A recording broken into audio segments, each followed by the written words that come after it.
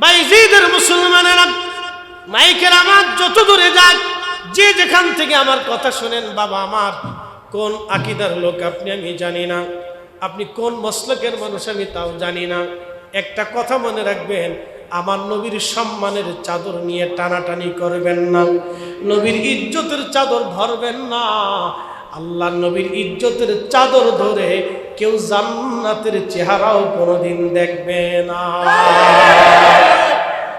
জীবনে কি আফসোস এদের জন্য হবে, কি হতভাগা এ রুহু, যে রুহুটা দুনিয়াতে এসে রাসূলের ইজ্জতের চাদর ধরে টানাটানি করতেছে। হায় আফসোস এই উম্মতের জন্য, কত বড় হতভাগা জাতি যে মহান নবীর মহান ইলম নিয়ে প্রশ্ন তুলতে হয়। কেন? এটা তো মহান ইলম। ইয়া রাব্বি, আল্লাহ রাব্বুল আলামিন তার রাসূলকে কি পরিমাণে দিলেন, কামা আরসালনা ফীকুম, আমি আপনাকে পাঠিয়েছি, আল্লাহর পক্ষ থেকে নবীজি এসেছেন, তিনাকে পাঠানো হয়েছে। একসাথে বলবেন না মারহাবা। কে পাঠিয়েছে? আল্লাহ পাঠিয়েছেন। উনি নির্বাচিত ব্যক্তি, নির্ধারিত ব্যক্তি। আবার বলি, উনি আল্লাহ কর্তৃক সরাসরি নির্বাচিত, নির্ধারিত, উনি আল্লাহ কর্তৃক পছন্দনীয়, উনি আল্লাহ কর্তৃক মেহবুব, উনি আল্লাহ কর্তৃক মাকামে মাহমুদ ওয়ালা, উনি আল্লাহ কর্তৃক হাউজে কাউসার ওয়ালা, উনি আল্লাহ কর্তৃক কোরআনের সাহিব, উনি আল্লাহ কর্তৃক সুপারিশ গণ্যওয়ালা, তিনি আল্লাহ কর্তৃক হাসরের ময়দানের তিনি সভাপতি, তিনি আল্লাহ কর্তৃক ইমামুল মুরসালিন, তিনি আল্লাহ কর্তৃক মহাজ্ঞানী বলা। কথা বলে ঠিক না? এগুলি আমরা দিইনি, উনি আল্লাহ কর্তৃক নির্বাচিত।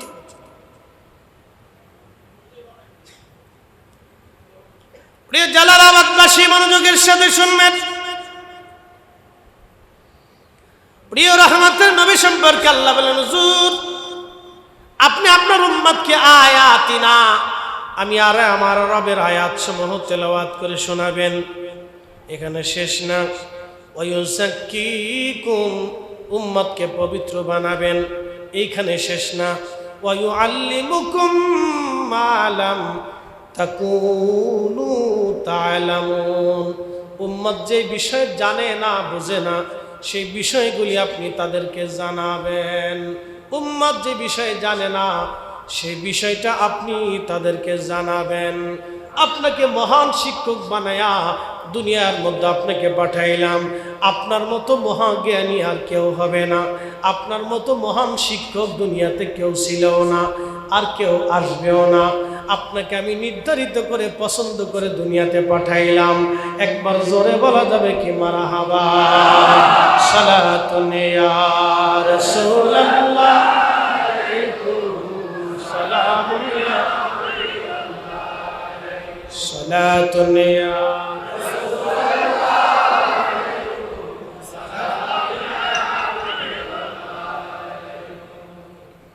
জালালাবাদবাসী, মনোযোগের সাথে শুনবেন। উম্মত যেটা জানে না আপনি সেটা জানাবেন, উম্মত যেটা বোঝে না সেটা আপনি বুঝাবেন। খুব মনোযোগ দিবেন।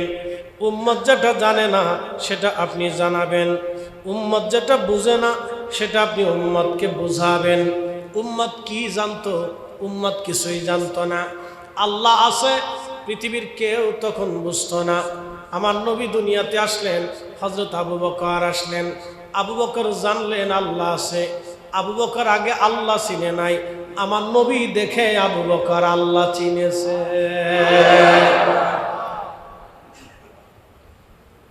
আমার রসুল দেখে আল্লাহ চিনেছে। ইমাম সুয়ুতি খাসাইসুল কুবরার ভিতরে, ইমাম ইবনে আসাকির, তারিখ ইবনে আসাকিরের মধ্যে তিনারা লেখেন, আরো অনেকগুলি কিতাবের মধ্যে আসছে, সিদ্দিক আকবর আবু বকর ব্যবসা করার জন্য গেলেন সিরিয়াতে। ব্যবসা করতে যখন গেলেন আবু বকর সিদ্দিক, তখনও আল্লাহর নবী, আল্লাহর মেহবুব নবীজি তখনও তার সীমানেন নাই। আবু বকর চলে গেলেন সিরিয়াতে ব্যবসা করার জন্য। রাত্রিবেলা ঘুমানো, স্বপ্নের ঘরে দেখতেছেন আকাশের একটা চাঁদ, একটা সূর্য হযরত আবু বকরের কোলের মধ্যে চলে আসছে। আর আবু বকর চাদর দিয়া চাঁদ আর সূর্যকে নিজের কোলের মধ্যে জড়িয়ে ধরলেন। এই আশ্চর্য স্বপ্ন দেখার পরে সিদ্দিক আকবর সকালবেলা চলে গেলেন পাদ্রীর কাছে। যারা তাওরাত জবুর ইনজিলে পারদর্শী বড় আলেম ছিল, পাদ্রীর কাছে যা বলেন, পাদ্রী গো, আমি রাত্রিবেলা স্বপ্ন দেখলাম আকাশের চাঁদ এবং সূর্য আমার কোলের মধ্যে আসছে, আর আমি আকাশের চাঁদ আর সূর্যকে চাদর দিয়ে আমি বুকের মধ্যে কোলের মধ্যে জড়িয়ে ধরে রাখছি।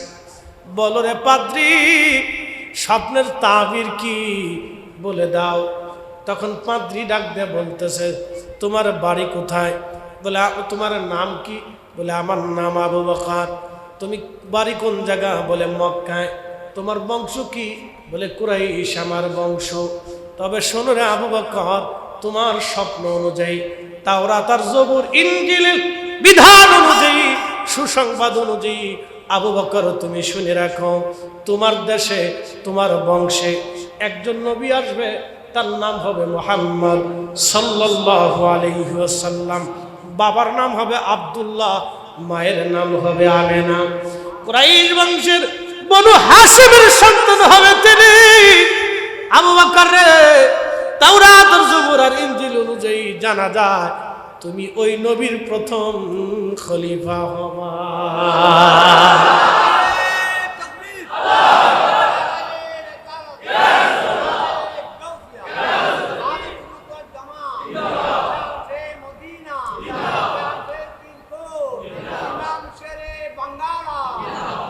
सबसे औला आला हमारा नबी, सबसे आला आला हमारा नबी, सबसे आला आला हमारा नबी, सबसे आला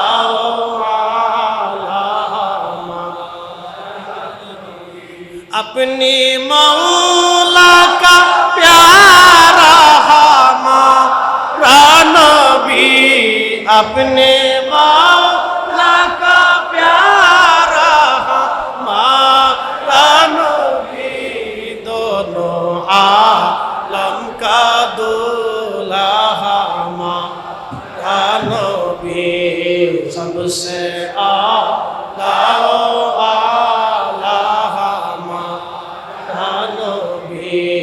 सबसे आला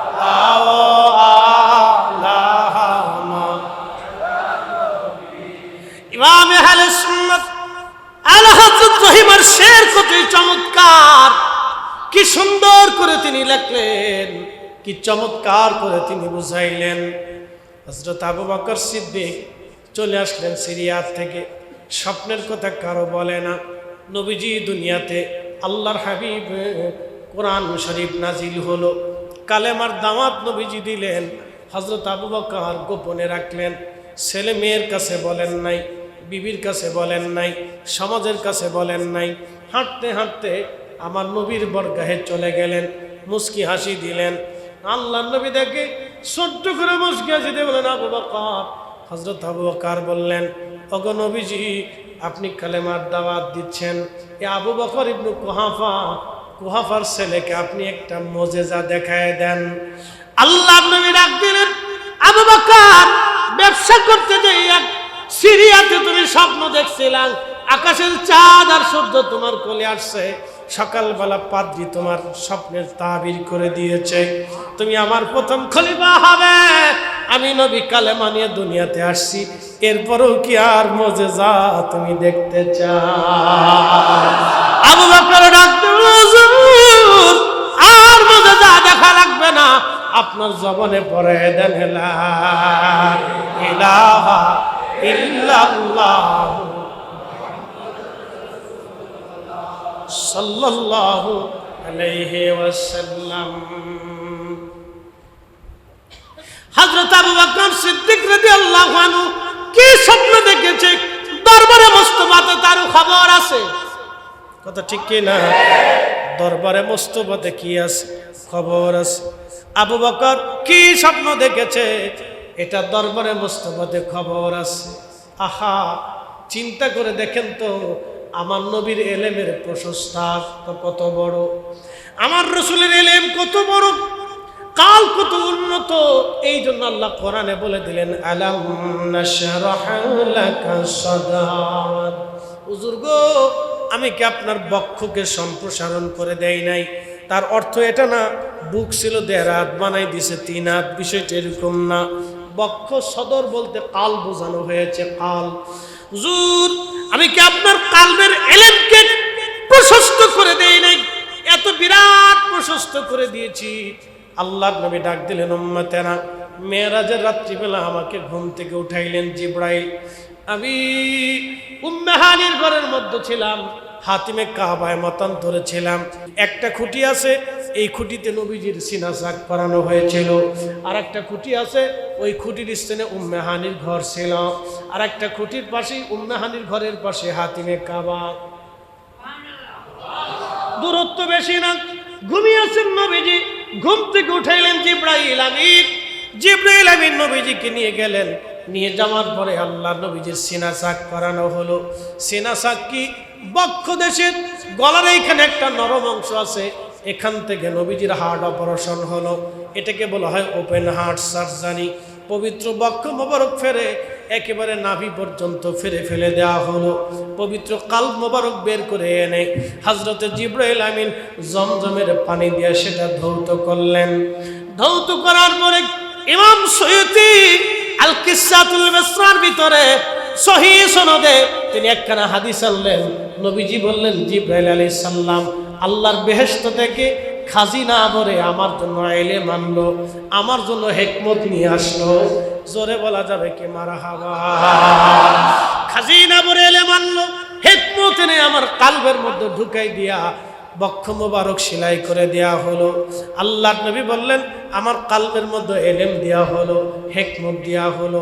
আপনি আবার বুঝেন কি পরিমাণে ইলম তার নবীর কালবের ভিতরে আল্লাহ জমা করে দিয়েছেন। এই বিষয় নিয়ে বিতর্ক করা যাবে না। কি পরিমাণে দিয়েছেন পরিমাণ আমাদের জানা না। নবী বলেন, আনা মাদিনাতুল ইলম, আমি ইলমের শহর। শহরটা কত বড় আমাদের জানা নাই, দৈর্ঘ্য কত বড় আমাদের জানা নাই, প্রস্থ কত বড় আমাদের জানা নাই। এই জন্য আল্লাহর নবীর ইলম নিয়ে কোনো প্রশ্ন হবে না। কি পরিমাণে দিছে আমরা তাও জানি না, তবে এত পরিমাণে দিয়েছেন আগামী দিনের খবর বলে দিতে পারতেন, এত পরিমাণে দিয়েছেন অতীতের খবর বলে দিতে পারতেন। কথা কন না কেন? বুঝতে কি কোনো অসুবিধা? বুঝে যান, বোঝা জরুরি, বুঝা জরুরি। আমি আগেই বলেছি, আল্লাহর হাবিবের পবিত্র চুল মুবারক নিয়েও এই উম্মতের কাছে অনেক দামি মর্যাদার অধিকারী। বুঝতে পারতেছেন যে সাহাবায়ে কেরাম, সাহাবায়ে আজমিন রাসূলের করিম সাল্লাল্লাহু আলাইহি ওয়াসাল্লাম আর পবিত্র জুব্বাটাকে কিভাবে মহব্বত করতেন। খাদিমুর রাসূল হযরত আনাস রাদিয়াল্লাহু আনহুর মা, তিনি খাদিমুর রাসূল হযরত আনাস রাদিয়াল্লাহু আনহুকে বললেন, আনাস রে, নবী কি ঘামে না? বলে, হ্যাঁ ঘামে। তোকে একটা শিশি দিলাম। বলে, মা শিশি দিয়ে কি হবে? বলে, পবিত্র ঘাম তুই মুবারক শিশির ভিতরে ভরে আমার কাছে নিয়ে আসবি। কি বুঝলেন আপনি বলেন তো? ঘাম, ঘাম, আমাদের ঘাম থেকে কি আসে? গন্ধ আসে। এটা এক ধরনের অ্যাসিড, ঠিক আছে না? কাপড় নষ্ট হয়ে যায়, আপনি বুঝতে পারতেছেন। বিশেষ করে আমাদের কাপড় বেশি দিন টিকে না। বলে, ওয়াজের সময় ঘামি, ঘামতে ঘামতে এটা আস্তে আস্তে নষ্ট হয়ে যায়। যারা বেশি পরিশ্রম করে তাদের কাপড় দেখবেন নষ্ট হয়ে যায়। বলে, কেন নষ্ট হয়? ঘামের কারণে দ্রুত গতিতে কাপড় শেষ হয়ে যায়। তো হযরত আনাস রাদিয়াল্লাহু আনহু বলেন, হ্যাঁ মা, প্রিয় নবীজির পবিত্র ঘাম বের হয়। বলে, যা ঘাম ধরে নিয়ে আসবি। হযরত আনাস রাদিয়াল্লাহু আনহু শিশি ভরে ভরে ঘাম মায়ের কাছে নিয়ে আসতেন। আল্লামা ইমাম কাজী আয়াজ আল মালিকি কিতাবুশ শাফার মধ্যে লিখতেছেন, ওই ঘাম এনে হযরত আনাস মার কাছে দিতেন। হযরত আনাস রাদিয়াল্লাহু আনহু খাদেমুর রাসূল বলতেছেন, আমি পবিত্র ঘাম আমার মা আতরের পরিবর্তে ঘাম এনে আমার গায়ে লাগাই দিতেন। এত খুশবু, পৃথিবীর কোনো খুশবের সাথে খুশবের কোনো মিলই হবে না। আল্লাহু আকবার। না হয় না, জোরে বলেন আল্লাহু আকবার। বলেন না ইয়া রাসূলুল্লাহ। নবী তুলনাবিহীন, তার সব কিছুই তুলনাহীন। কি মেসালহীন? কথা কন না কেন, ঠিক কিনা? প্রিয় নবীর সবকিছু কি হবে? মেসালহীন হবে, কোনো মেসাল নাই। প্রিয় নবীজির কোনো কিছুর সাথে মেসাল হবে না, মেসালবিহীন, কোনো মেসাল হবে না। আর ইলম তো আরো মহা ঊর্ধ্বের জিনিস। ইয়া রব্বি, নবীজির ইলম নিয়ে যদি প্রশ্ন করেন তাহলে কোরআন নিয়ে প্রশ্ন আসবে। কথা কন না কেন? কি নিয়ে প্রশ্ন আসবে? কোরআন নিয়ে প্রশ্ন আসবে। রাসূলের ইলম যদি প্রশ্নবিদ্ধ হয় তো কোরআন প্রশ্নবিদ্ধ হবে। আমাদের ঈমান থাকতে, জীবন থাকতে, জিন্দেগি থাকতে আল্লাহর কোরআন রাসূলের ইলমকে আমরা প্রশ্নবিদ্ধ হতে দিতে পারি না। কথা বলেন ঠিক না?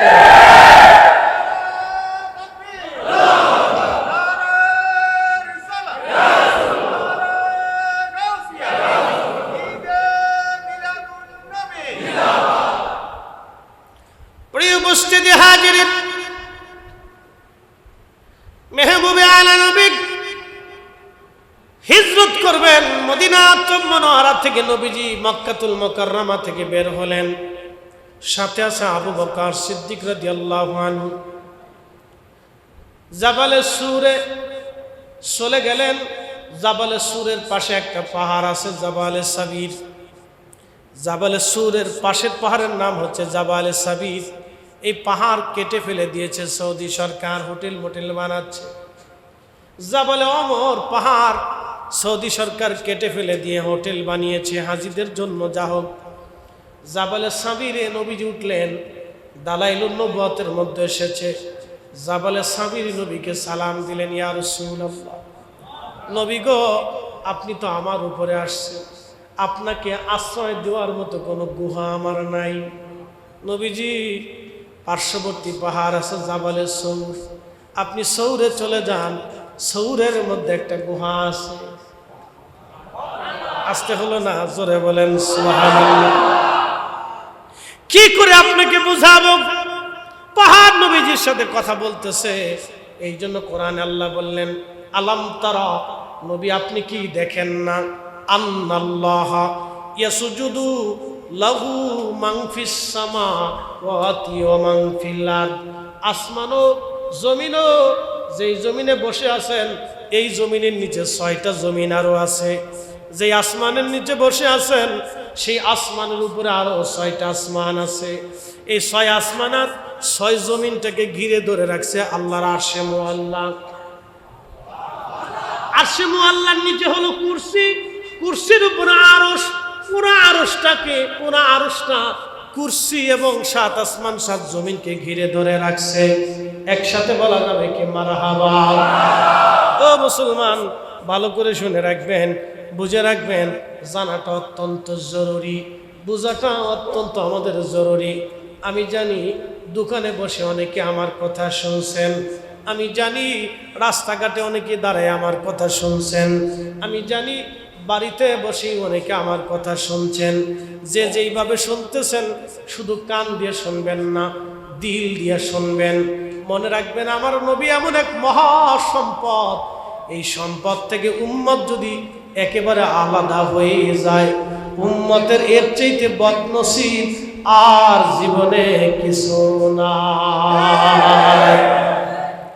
আল্লাহ বলেন, আলাম তারা, নবীজি আপনি কি দেখেন না, আন্নাল্লাহা ইয়াসজুদু লাহু মান ফিস সামাওয়াতি ওয়া মান ফিল আরদ, নবী গো আপনি কি দেখেন না, আসমান ও জমিনে, ভূমণ্ডল নবমণ্ডলে যাহা কিছু আছে সব আমাকে সেজদা দেয়।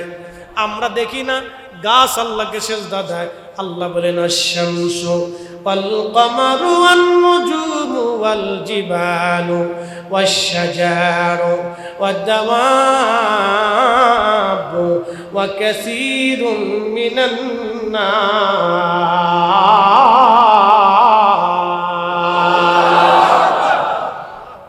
বুঝেন, আমি বুঝাইতেছি। আশ-শামসু, সূর্য আমারে সেজদা দেয়। জীবনে কোনোদিন আপনি দেখেন নাই সূর্য আল্লাহকে সেজদা দিছে। প্রিয় নবী বললেন, সাহাবীরা রে তোমরা বলো তো সূর্য কোন জায়গা যায় ডুবে যায়? আশ-শামসু তাজরি লিমুস্তাকাররিল লাহা, সূরা ইয়াসিনের ভিতরে আসছে সূর্যটা চলমান, সূর্য বসে থাকে না, সে তার কক্ষপথে চলমান থাকে। বিজ্ঞান বলে সূর্য দাঁড়িয়ে থাকে, সূর্যের চারপাশে পৃথিবী ঘুরতে থাকে। আমার আল্লাহ বলে না, সূর্য দাঁড়িয়ে থাকে না, সূর্য চলমান, সূর্য যেতে যেতে থাকে। সাহাবীরা রে সূর্য কোথায় যে ডুবে যায় তোমরা কি জানো? সাহাবীরা জবাব দিল, আল্লাহু ওয়া রাসূলুহু আলাম। আল্লাহ জানে, নবী জানে, আল্লাহ জানে, নবী জানে, আল্লাহ জানে, নবী জানে। একসাথে কর, আল্লাহ জানে, নবী জানে, আল্লাহ জানে, নবী জানে। জোরে জোরে জবান বন্ধ রাখবেন না, একসাথে। আল্লাহ জানে, নবী জানে, আল্লাহ জানে, নবী জানে, আল্লাহ জানে, নবী। মুখস্থ করে দিই, এটা আমরা আকীদা না, সোয়া লক্ষ সাহাবীর আকীদা, সোয়া লক্ষ সাহাবীর বিশ্বাস, সোয়া লক্ষ সাহাবীর বিশ্বাস। আবু বকর সিদ্দিকের বিশ্বাস, ওমরের বিশ্বাস, উসমানের বিশ্বাস, আলীর বিশ্বাস, তালহার বিশ্বাস, জুবাইরের বিশ্বাস, আব্দুর রহমান ইবনে আওফের বিশ্বাস, সাঈদ ইবনে জুবাইরের বিশ্বাস, আবু উবাইদা ইবনে জাররার বিশ্বাস, হযরত সাদ বিন আবি ওয়াক্কাসের বিশ্বাস, আব্দুর রহমান ইবনে আওফের বিশ্বাস, আম্মা জান আয়েশার বিশ্বাস, হাসান হুসাইন রাদিয়াল্লাহু আনহুমার বিশ্বাস, ফাতেমার বিশ্বাস, আবু হুরায়রার বিশ্বাস, রিদওয়ানুল্লাহি তাআলা আলাইহিম আজমাইন, সমস্ত সাহাবীদের বিশ্বাস। আল্লাহু রাসূলুহু আলাম। আল্লাহ জানে, নবী জানে, আল্লাহ জানে, নবী জানে, আল্লাহ জানে, নবী জানে, আল্লাহ জানে, নবী জানে, আল্লাহ জানে, নবী জানে, আল্লাহ জানে, নবী জানে। আমরাও সুন্নিরা জানি, আল্লাহ জানে, নবী জানে, আল্লাহ জানে, নবী জানে। নবীর ইলম নিয়ে যারা প্রশ্ন তোলে ওরাই হলো ইতর। কথা বলে ঠিক না?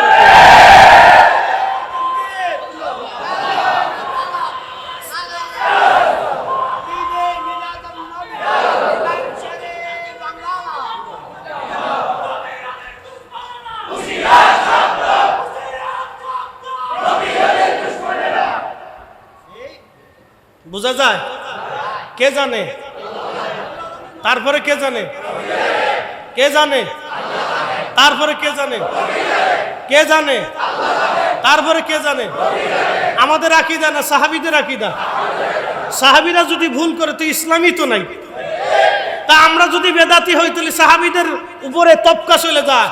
এ বেটানুল্লাহ, তোমাকে সতর্ক করে দিচ্ছি, ইলমে রাসূল, রাসূলের ইলম নিয়া, নবীজির সম্মান নিয়া তোমরা সিনেমিনি খাইও না। আমরা আর বেদাতি সাদাতি বইলা মানুষ সমাজ থেকে বিচ্যুত করতে পারবো না। সত্য প্রকাশ হবে। সাহাবায়ে কেরাম যেইভাবে বিশ্বাস করেছে আমরা সুন্নিরা সেইভাবে বিশ্বাস করি। কথা বলে কি আশ্চর্য! উদর পিন্টি বুদুর গারে চুরি করছে একজন, সাফাইছে আরেকজনের গাড়ির উপরে। সাহাবীদেরকে নবী বলেন, সাহাবীরা তোমরা কি জানো সূর্য কোথায় যে ডুবে যায়? আল্লাহু ওয়া রাসূলুহু আলাম। কি চমৎকার জবাব! আল্লাহু আকবার। সাহাবীরা কিন্তু শুধু বলতে পারতো যে আল্লাহু আলাম, আল্লাহই ভালো জানে, কিন্তু তাহা বলে নাই।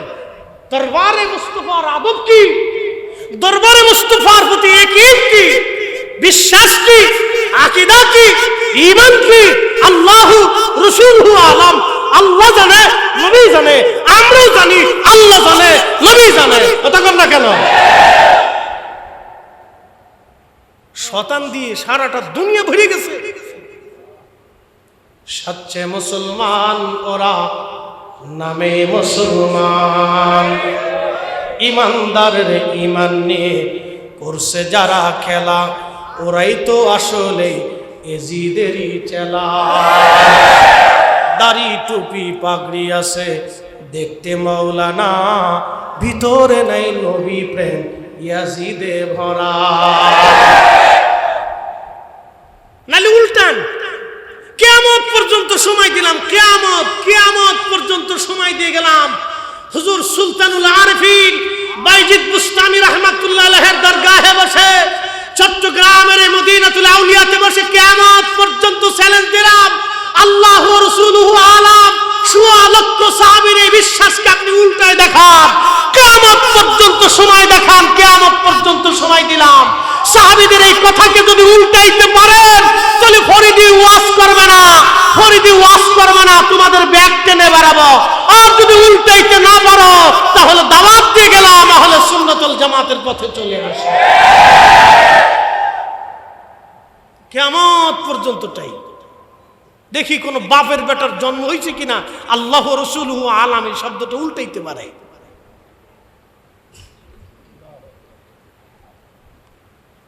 প্রিয় নবী বললেন, সাহাবীরা রে, সূর্য যেতে যেতে আরশে মুআল্লার নিচে যায়, সিজদার মধ্যে পড়ে সূর্য আল্লাহর তাসবিহ পড়তে থাকে, সুবহানা রাব্বিয়াল আলা। কি চমৎকার!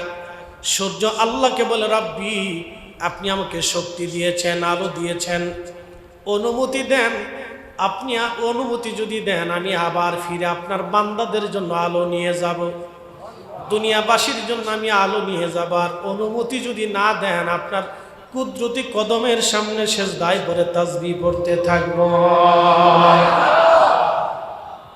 সূর্য আল্লাহকে সিজদা দেয়। কাকে দেয়? আশ-শামসু ওয়াল কামারু ওয়ান নুজুমু। সূর্য আল্লাহকে সিজদা দেয়, চাঁদ আল্লাহকে সিজদা দেয়।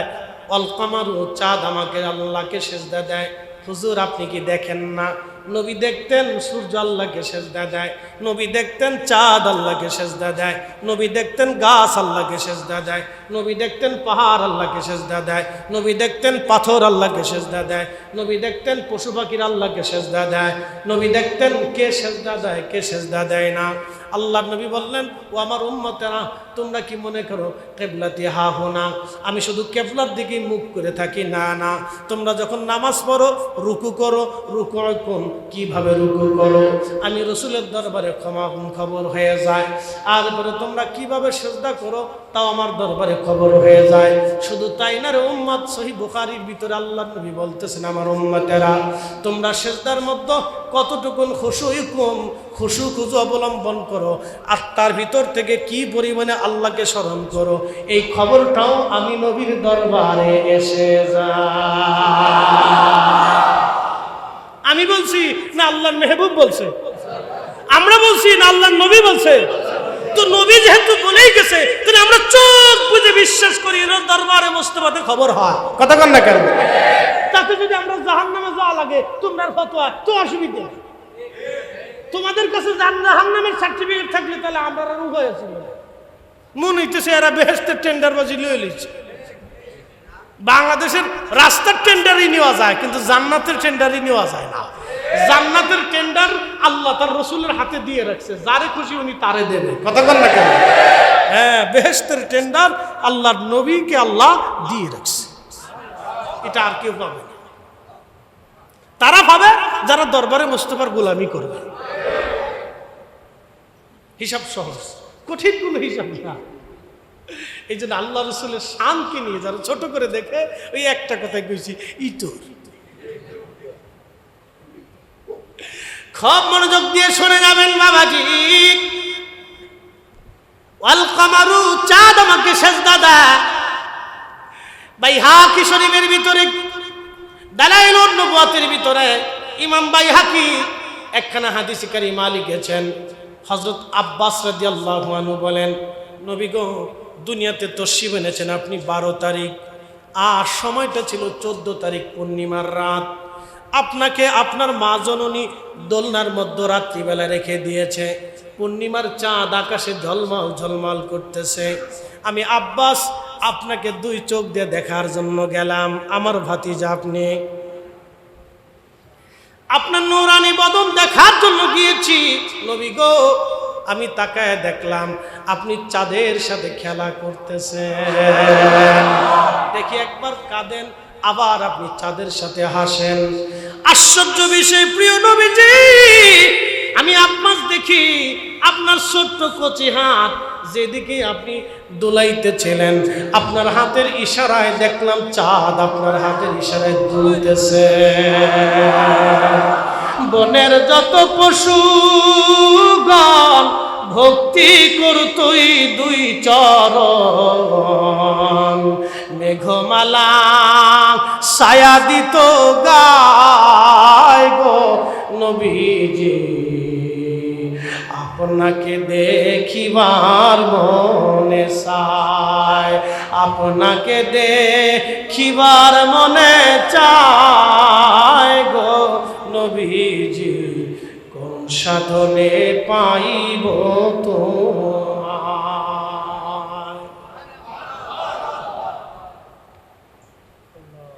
আপনার পবিত্র হাতের ইশারায় আকাশের চাঁদ দুলতেছে নবীজি। হাকিকত বুঝলাম না, নবীজি মুস্কি হাসি দিয়ে বললেন, চাচা যান ঠিক দেখেছিলেন। ঘটনা 40 বছর পরে। কত বছর পরে? ঘটনা ঘটছে 40 বছর আগে। প্রশ্ন হইতেছে 40 বছর পরে। প্রিয় নবী তখন দোলনায়, প্রিয় নবী তখন দোলনায়। ঘটনা 40 বছর আগে, প্রশ্ন হয় 40 বছর পরে। নবীজি হাকিকত তো বুঝলাম না, এই দৃশ্যটা আমাকে কালেমা পড়তে উদ্বুদ্ধ করেছে। আব্বাস রাদিয়াল্লাহু আনহু বললেন, ইয়া রাসূলুল্লাহ, বলবেন কি, এর ভেদ কি, মারেফত কি? নবীজি বললেন, চাচা যান সত্য দেখেছিলেন, আমার মা জননী দোলনার মধ্যে রেখে চলে গিয়েছিল। একাকিত্বের কারণে আমার কাছে খারাপ লাগতেছিল। দেখবেন বাচ্চারা কিন্তু শুধু না খাওয়ার জন্য কাঁদে না, একাকিত্বের জন্য সে কান্না করে। বাচ্চারা মা না দেখলে বাচ্চারা মনে করে আর তার দুনিয়া তার কিছুই নাই। দেখবেন মা একটু চোখের আড়াল হলে বাচ্চারা কান্নাকাটি করে, মা গেল কোথায়? আল্লাহর নবী বললেন, একাকিত্বের কারণে আমার কাছে একটু খারাপ লাগতেছিল, আমি কেঁদে ফেললাম। কেঁদে ফেলার কারণে আকাশের চাঁদ আমারে সালাম দিল। কে সালাম দিছে? চাঁদের সালাম নবীর দরবারে পৌঁছায়, আর আমাদের সালাম বুঝি মদিনায় পৌঁছায় না। আরে চাঁদের সালাম যে নবী মদিনার থেকে শুনে, মক্কা থেকে শুনে, সেই নবী আমাদের সালাম মদিনার থেকে শুনতে পায়। কথা বলেন ঠিক কিনা? আল্লাহ রসুলের মেহবুব আলা নবীর কোনো কিছুকেই আমরা সুন্নিরা ছোট করে দেখতে পারি। জীবন ধ্বংস হবে, একিন ধ্বংস হবে, বিশ্বাস ধ্বংস হবে, আমল ধ্বংস হবে, আখিরাত বরবাদ হবে, মৃত্যু নষ্ট হবে, কবর অশান্তি হবে, আখিরাত নষ্ট হবে, ফুলসিরাত ধ্বংস হবে, হাউজে কাউসার মাহরুম হবে, সব শেষ হয়ে যাবে জিন্দেগি যদি দরবারে মুস্তাফার সাথে বিয়াদবি হয়। কথা বলেন ঠিক কিনা? কি করে বুঝাবে জাতিকে বলেন তো? কোন ভাষা দিয়ে বুঝাইলে যে এরা বুঝতে পারবে, কোন কথা দিয়ে বুঝাইলে যে তারা বুঝবে, আমি জানি না। বাইরে রসুলের পক্ষে থাকা এটা তকদির লাগে। কি লাগে? হযরত বেলাল রাদিয়াল্লাহু আনহু পেয়েছিল, কিন্তু তার মনিব পাই নাই। হযরত ওয়াসাল কারনি বহু দূর থেকে, আহা কত দূর, সুদূর ইয়ামানের এক প্রত্যন্ত অঞ্চলে, গ্রামীণ অঞ্চলে, পাহাড়ি পর্বত এলাকার ভিতরে থেকে হযরত ওয়াসাল কারনি পেয়ে গেল, কিন্তু নবীজির চাচা হয়েও আবু জেহেলের নসিব হলো না। নসিব লাগে। একসাথে বলেন, কি লাগে? নবীজির পক্ষে থাকা কি লাগে? নসিব। নসিব কিতাব পড়লেই নসিব হয় না, নসিব লাগে, নসিব। জালালাবাদবাসী মনোযোগ দিয়ে কথাগুলি শুনে যাবেন। প্রিয় নবী বললেন, চাচা যান, চাঁদ আমাকে সালাম দিল। সালাম শোনার সাথে সাথে আমি হেসে দিলাম। চাঁদ আমাকে বলল, হুজুর আপনি না নবী, কাঁদবেন না। তখন চাঁদ আমাকে খুশি করার জন্য, আমাকে আনন্দ দেওয়ার জন্য, আমি আজ এইদিকে হাত লড়াইতেছিলাম, চাঁদ ওইভাবে দুলে দুলে দুলে দুলে আমাকে খুশি করতেছিল। চাচা যান, আপনি কি জানেন চাঁদ কোথায় ডুবে যায়? নবীজি প্রশ্ন করলেন, চাচা যান আপনি কি জানেন চাঁদ কোথায় যে ডুবে যায়? নবীজির চাচা হযরত আব্বাস রাদিয়াল্লাহু আনহু জবাব দিলেন, আল্লাহু ওয়া রাসূলুহু আলাম। আল্লাহ জানে, নবী জানে। জোরে বলেন, আল্লাহ জানে, নবী জানে। আল্লাহ জানে, নবী জানে। আল্লাহ জানে, নবী জানে। নবী জানে, আল্লাহ জানে, নবী জানে। মারহাবা কর। আল্লাহ জানে, নবী জানে। কত চমৎকার জবাব আল্লাহ নবীর চাচা দিয়েছিলেন। প্রিয় নবী ডাক দিলেন, চাচা যান, চাঁদ যেতে যেতে আরশে মুআল্লার নিচে যাইয়া আল্লাহকে সেজদা দেয়। চাচা যান ওই আরশে মুআল্লার নিচে দাঁড়ায়া সেজদার মধ্যে পড়িয়া চাঁদ যখন তাসবিহ পড়ে, আমি নবী তার তাসবিহর আওয়াজ শুনতে পাই। জোরে কেন? কোথায় আরশে মুআল্লার নিচে যে চাঁদে আল্লাহকে সেজদা দেন। প্রিয় নবী মদিনাতুল মুনাওয়ারা থেকে চাঁদের তাসবির আওয়াজ রহমতের নবীর দরবারে মুস্তাফার মধ্যে আওয়াজ এসে যায়। কি করে বুঝাবো আপনাকে? এই জন্য আল্লাহ বললেন আশ-শামসু ওয়াল কামারু ওয়ান নুজুমু, সূর্য আমারে সেজদা দেয় আপনি দেখেন, চাঁদ আমারে সেজদা দেয় আপনি দেখেন, অল নুজুমু নক্ষত্ররা যে আমাকে সেজদা দেয় আপনি দেখেন, অল জিবালু পাহাড় আমাকে সেজদা দেয় আপনি দেখেন। জোরে কন্না মারহাবা। মদিনাতে একটা পাহাড় আছে, পাহাড়ের নাম জাবালে উহুদ। নাম কি? জাবালে উহুদ। উহুদ পাহাড় থেকে যদি আপনি আরো আগান একটা মসজিদ আপনি পাবেন, মসজিদে জুল হুলাইফা।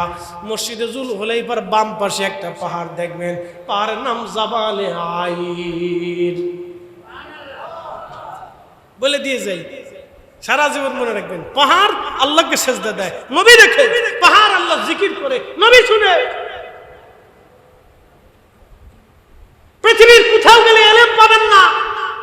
পৃথিবীর কোন জ্ঞান বিজ্ঞানের বাহিরের জগৎ এটা মহা এলেম। কোন প্রশ্ন না এলেম নিয়ে পাহাড় আল্লাহ জিকির করে, রাসূলের দরবারে খবর হয়। নবী বললেন, শোনো আমার সাহাবীরা, উহুদ আমাকে ভালোবাসে, আমি উহুদকে ভালোবাসি। উহুদ আলা বাবিন মিন আবওয়াবিল জান্নাহ, উহুদ হচ্ছে জান্নাতের পাহাড়। উহুদ জান্নাতের পাহাড়। উহুদ নবীজির সাথে কথা বলতেন, নবী উহুদের সাথে কথা বলতেন। আমরা এটা কি করে বুঝাইবো বলেন তো? এটা কোনো হিন্দুর কাছে যায় যদি বলি, বেটা হিন্দু রে, তুমি জানো আমাদের নবী পাথরের সাথে কথা বলতো, হিন্দু কবে যে তুমি পাগল হয়েছ।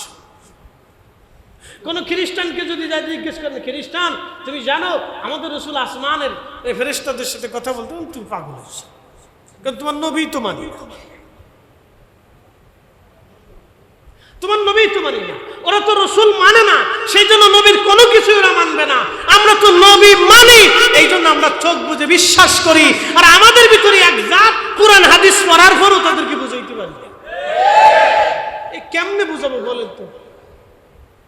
এই জন্য নসিব লাগে। কি লাগে ভাই? নসিব। নসিব লাগে, নসিব যারা হয় নসিব লাগে। মনোযোগ দেন। উহুদ পাহাড়ের পাশে মদিনার থেকে বের হওয়ার সময় জুল হুলাইফা মসজিদ, যেখান থেকে মদিনার থেকে হেরাম করে বেঁধে মক্কাতে আসতাম, এর পাশে জাবাল আইর। এই জাবাল আইর নবীজির সাথে দুশ্মনী করত। কেমন? আল্লাহর নবী হিজরত করে, হিজরতের কথা বলছিলাম মনে আছে না আপনাদের? জায়গায় চলে যায়, আবার চলে আসে। হিজরত করে নবীজি ওই রাস্তা দিয়ে মদিনায় ঢোকার সময় সব পাহাড় পর্বত গাছ তরুলতা পাতা পশু পাখি নবীকে সালাম দিল, কিন্তু জাবাল আইর নবীকে সালাম দেয় নাই। শেখ আল্লামা আব্দুল হক মুহাদ্দিস দেহলভী জাযবুল কুলুব ইলা দিয়ারিল মাহবুব, আল্লামা ইমাম সামহুদি আল ওয়াফাউল ওয়াফার ভিতরে লিখতেছে জাবাল আইর। আল্লামা ইমাম ইবনে শিব্বা তারিখ ইবনে শিব্বা 1200 বছর আগের লেখা মদিনা নিয়ে লেখে কিতাবখানার ভিতরে ইমাম ইবনে শিব্বা লেখেন, এই মদিনার পাহাড়, মদিনার পাহাড় জাবাল আইর নবীকে সালাম দিল না। নবী বলেন, জাবাল আইর আমার সাথে দুশমনি করে, আলা বিন আবওয়াবিন নার। এই মদিনার এই জাবাল আইর হলো জাহান্নামের একটা পাহাড়। এই জন্য এই পাহাড়ের আরেকটা নাম হচ্ছে জাবালে নার, জাহান্নামের পাহাড়। একটা পাহাড় নবীকে ভালোবেসে জান্নাতে চলে গেল, আরেকটা পাহাড় নবীর সাথে দুশমনি করে জাহান্নামে চলে গেল। কথা কন না কেন? ঠিক না বেঠে?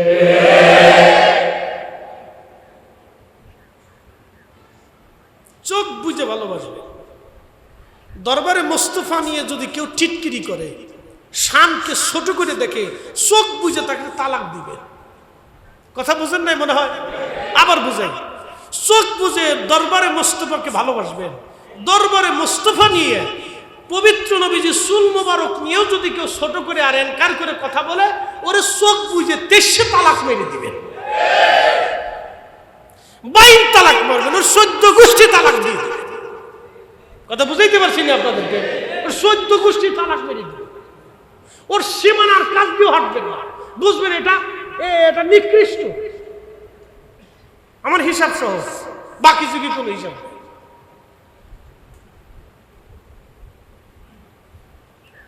প্রিয় উপস্থিতি হাজিরিন, নবীজি সৌর নবীজিকে সালাম দিল, বলল হুজুর আমার মধ্যে গুহা আছে, আপনি আসেন। কথা মনোযোগ দিয়ে শুনবেন, ভাগ্যের পরিবর্তন কেমনে হয় শুনে যান।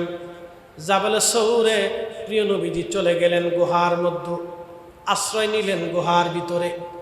পবিত্র জাবালে সৌরের গুহার মধ্যে যাওয়ার পরে কবুতর এসে গুহার সামনে বাসা বানাইয়া ডিম পারল। মাকড়সা এসে বাসার সামনে জাল বানাইয়া মাকড়সা বাসার গুহার দরজা ঘিরে ফেলল। ইমাম ইবনে কাসির আল বাদার মধ্যে লিখলেন, ও দুনিয়ার মানুষ, মক্কাতে যে কবুতর দেখো সেই কবুতর হলো ওই কবুতরের বংশধর, যেই কবুতর আমার রসুলকে পাহারা দিয়েছিল গুহার সামনে বসে। দেখবেন তকদিরা তো ভালো হলো, হারামাইন শরীফাইনে মানুষ আছে, মানুষের সাথে কবুতর আছে, কবুতরের সাথে ছোট ছোট পাখি আছে, যেই পাখির নাম বলা হয় আবাবিল। এই পাখিগুলি এখনো কাবাতে থাকে, কবুতর এখনো কাবায় থাকে। লক্ষ লক্ষ কোটি কোটি হাজিরা 1400 বছর ধরে ওই কবুতরকে খাবার খাওয়ায়। একটা কবুতর কেউ ধরবে না, কবুতর কেউ মারবে না, কবুতর কেউ ধরে নেবেও না, কারণ এটা হারাম শরীফের কবুতর। এই কবুতরের পূর্ব বংশ আমার নবীর দরজায় বৈশা জাবালে সৌরে পাহারা দিয়েছিল। আমার রসুলকে পাহারা দেওয়ার জন্য কবুতরের তকদির ভালো হয়ে গেল, ওর ভাগ্য পরিবর্তন হয়ে গেল। নবীকে ভালোবাসার জন্য নবীর উট কাসওয়ার তকদির পরিবর্তন হয়ে গেল। নবীকে ভালোবাসার কারণে উহুদ পাহাড়ের তকদির পরিবর্তন হয়ে গেল। নবীকে ভালোবাসার কারণে উস্তুনে হান্নানের তকদির পরিবর্তন হয়ে গেল। নবীকে ভালোবাসার কারণে হযরত বেলালের তকদির পরিবর্তন হয়ে গেল। নবীকে ভালোবাসার কারণে যুগে যুগে পাথর গাছপালার তকদির পরিবর্তন হয়ে গেল। নবীকে ভালোবাসার কারণে আমাদেরও তকদির পরিবর্তন হয়ে যাবে। অতএব রসুলের ইজ্জতের বিরুদ্ধে যারা দাঁড়াবে ও বুখারী শরীফের হাফেজ হইলেও কাজ হবে না। স্যার তুমি বুখারী শরীফ মুখস্থ করে কিচ্ছু আসে যায় না, কারণ বুখারী শরীফ যিনি লেখছে তিনি দরবারে মুস্তাফার গোলামি কইরা তার কবর 16 বছর পর্যন্ত বেহেশতের ঘিরান আসছে। ইমাম বুখারী 4 পয়সা দাম আছে, যদি রসুল ছাড়া নবী ছাড়া ওনার 4 পয়সা মূল্য নাই। এজন্য উনি জানে দরবারে মুস্তাফার গোলামির জন্য উনি নবীজির জবানের হাদিসের খেদমত করলেন, এত খেদমত করলেন, খেদমত করতে করতে করতে করতে ইন্তেকাল হয়ে গেল। ওনার কবর থেকে, রওজা থেকে, মাটি থেকে 16 বছর পর্যন্ত বেহেশতের ঘেরান আসলো।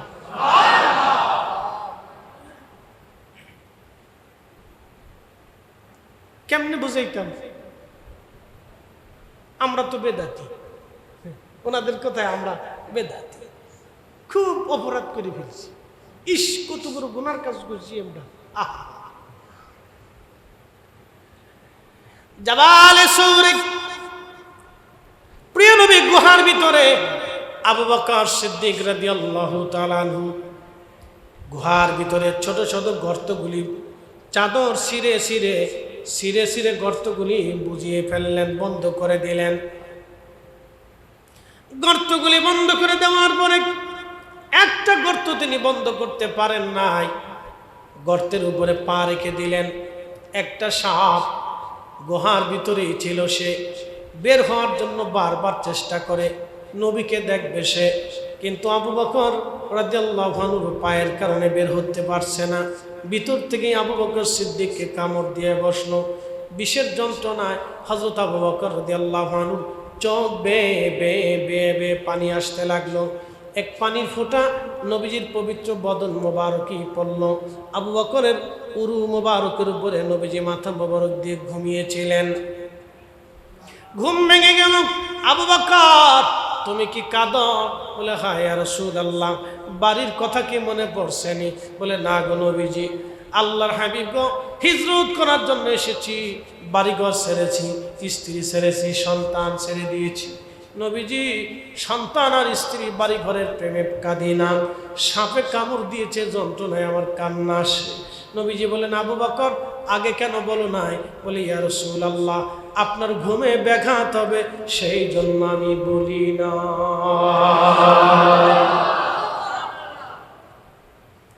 ইশকে রাসূল কাকে বলে সাহাবী থেকে বুঝে যাওয়া দরকার। ইশকে রাসূল দরবারে মুস্তাফার গোলামি। নবীজি বলেন, আবু বকর কোথায় কামড় দিয়েছে বলো। দেখিয়ে দিলেন, আল্লাহর হাবিবের পবিত্র লালা মোবারক লাগাই দিলেন। লাগাইতে দেরি হয়, বিষ পানি হতে দেরি হয় না। জাবালে শহর থেকে বের হয়ে রওনা করলেন, সমুদ্রের পার গেছে। এমন সময় সুরাকা, তখনও কালেমা পড়ে নাই, সুরাকা রাদিয়াল্লাহু আনহু ঘোড়ার পিঠ উপরে সওয়ার হয়ে সে বের হয়ে গেল। মক্কার কাফেররা ঘোষণা দিল, যদি মুহাম্মদ সাল্লাল্লাহু আলাইহি ওয়াসাল্লামকে ধরে নিয়ে আসতে পারো, 100 উট তোমাদেরকে দিব, 1000 স্বর্ণ মুদ্রা দিব, পুরস্কার ঘোষণা দিয়ে দিল। সুরাকা চিন্তা করলো সারা যাবে না, ঘোড়ার পিঠে সে রওনা হয়ে গেল। সে বেদুইন ছিল, বেদুইন। আর বেদুইনরা তো আপনারা জানেন, এরা কষ্ট সহিষ্ণু মানুষ। এরা মরুভূমির ভিতর দিয়ে যেখানে সেখানে খুশি যেতে পারত। তারা ঘোড়ার পিঠে চড়ে আল্লাহর নবীর পিছু ধরল, আল্লাহর হাবিবের কাছাকাছি চলে গেল। নবীজি বদদুয়া করলেন, আল্লাহ সুরাকাকে জমিনের মধ্যে দাবায় দাও। সাথে সাথে সুরাকার পা জমিনের মধ্যে, সুরাকার ঘোড়ার পা জমিনের মধ্যে বসে গেল। সুরাকা আশ্চর্য হয়ে গেল, ডেকে বলল, হুজুর আপনি আমার জন্য বদদুয়া করেছেন, আমার ঘোড়ার পা মাটির মধ্যে দেবে গেছে, আমার বুঝার বাকি নাই, আপনি নবী, আপনি আমার জন্য দোয়া করে দেন, আমি যেন মুক্তি পেয়ে যাই। আর আপনি যদি দোয়া করেন আমি ফিরে চলে যাব। নবীজি দোয়া করলেন, ঘোড়ার পা ছুটে গেল। আবার সুরাকা পিছন ধরল যে না, ধরতেই হবে। আবার গেল, আবার দেবে গেল, আবার মাফ চাই, হুজুর আমারে মাফ করে দেন। নবীজি দোয়া করলেন, সুরাকার পা উঠে গেল। আবার ধরতে যায়, আবার পা দেবে যায়। নবীজি বললেন, সুরাকা তোমার পা এইভাবেই দেবে যাবে। সুরাকা বললেন, হুজুর এইবার আমি ক্ষমা চাই, আর কখনো আপনার সাথে বিয়াদবি করব না। আল্লাহ নবী বললেন, তাহলে তোমার সাথে আমার শর্ত আছে। বলি, ইয়া রাসূলুল্লাহ কি শর্ত? তুমি মক্কায় ফিরে যাবে, আর মক্কার মানুষদেরকে তুমি মক্কায় নিয়ে চলে যাবে, তারা যেন আমার পিছনে পিছনে না আসে। বলে, হ্যাঁ ইয়া রাসূলুল্লাহ, আপনার শর্তে আমি রাজি, তারপরেও মাফ করে দেন, আমাকে ক্ষমা করে দেন। নবীজি দোয়া করলেন, সুরাকার ঘোড়ার পা উঠে গেল। ঘোড়ায় চড়িয়া সুরাকা রওনা দিবে। এমন সময় আল্লাহর নবী ডাক দেয়া বললেন, সুরাকা দাঁড়াও। বলি, ইয়া রাসূলুল্লাহ কি বলতে চান? বলে, সুরাকা রে, রোম পার্সিয়ান সাম্রাজ্যের সোনার পারস্য সম্রাটের পোশাক যদি তোমার গায়ে শোভা পায়, তাহলে সুরাকা তোমাকে কেমন দেখা যাবে বলো? এ সুরাকা, পারস্য সাম্রাজ্যের সম্রাটের পোশাক যদি তোমার গায়ে শোভা পায়, তাহলে তোমার কেমন লাগবে বলো তো? বলে, হুজুর এটাও কি সম্ভব? হা সুরাকা, তোমার গায়ে পারস্য সম্রাটের পোশাক একদিন শোভা পাবে। একসাথে বলবেন আল্লাহু আকবার। বলে, হুজুর আমি এমনি ছাড়বো না, আমি বুঝতে পারছি আপনি নবী হবেন। আমি এটাও জানি নবীরা যেই দেশ থেকে বিতাড়িত হয় সেই দেশ তাদের কাছে আবার করতলগত হয়। আমি জানি মক্কাতে আপনি আবার আসবেন, তবে ইয়া রাসূলুল্লাহ আপনি একটা চিরকুট লিখে দিয়ে যান।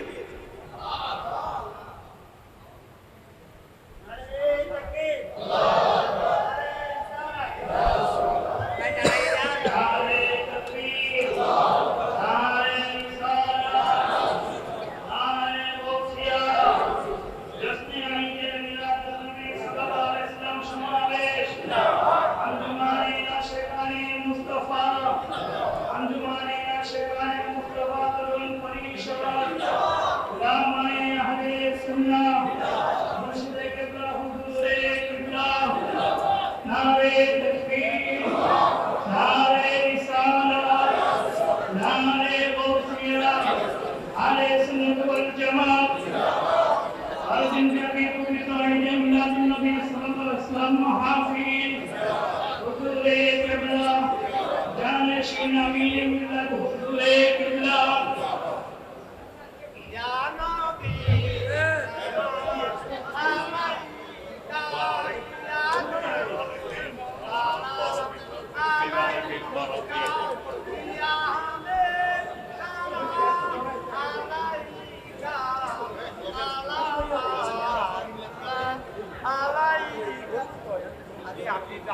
মাশাআল্লাহ, আলহামদুলিল্লাহ। আমরা বসে পড়ি। সালাতুন ইয়া রাসূলুল্লাহ আলাইকুম সালামুন ইয়া হাবিবাল্লাহ সালাতুন ইয়া রাসূলুল্লাহ।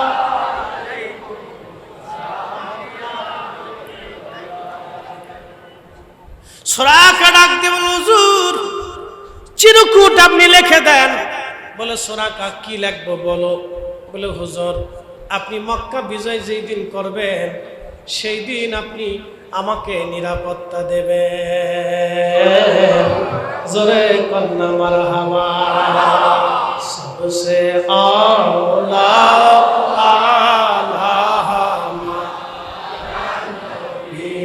सबसे आला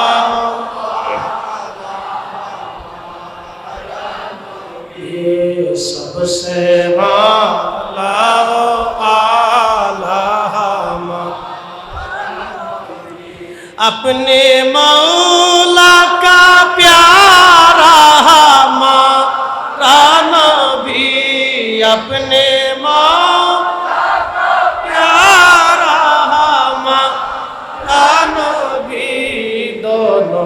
आलम का दूल्हा नबी दोनों आलम का दूल्हा। নবীজি বলেন সূরাকা লিখে দিচ্ছি তোমাকে। একটা চামড়ার ভিতরে নবীজি লিখে দিলেন। আবু বকরকে বলেন আবু বকর লিখে দাও। আবু বকর সিদ্দিক লিখে দিলেন। সূরাকা চলে গেল। নবীজি মদিনায় চলে গেলেন। ঘটনা ঘটল বহু বছর আগে। ঘটনা ঘটতেছে তার বহু বছর পরে, প্রায় 30 বছর পরে ঘটনা ঘটলো। 30 বছর আগে নবী বললেন 30 বছর আগে ঘটনা ঘটবে 30 বছর পরে। হযরত ওমরের জমানাতে পারস্য সাম্রাজ্য মুসলমানদের করতলগত হলো। হযরত আবু বকরের জমানা চলে গেল। আল্লাহর হাবিবের জমানা চলে গেল। হযরত ওমর রাদিয়াল্লাহু আনহু খলিফা হলেন। পারস্য সাম্রাজ্য মুসলমানদের করতলগত হলো। হযরত খালিদ বিন ওয়ালিদ সাহাবায়ে কেরামের নেতৃত্বে পারস্য সাম্রাজ্য ধরা পড়লেন। সাহাবীরা পারস্য সাম্রাজ্যের মাথায় যে স্বর্ণের মুকুট, গায়ে লাগানো স্বর্ণের পোশাক, স্বর্ণের তলোয়ার এবং আরো স্বর্ণের লাঠি সহ স্বর্ণের যত আসবাবপত্র আছে সব কিছু, স্বর্ণের জুতা, স্বর্ণের পোশাক পাঠিয়ে দিলেন। হযরত ওমরের সামনে, মসজিদে নববীর সামনে এইগুলি জমা করা হলো।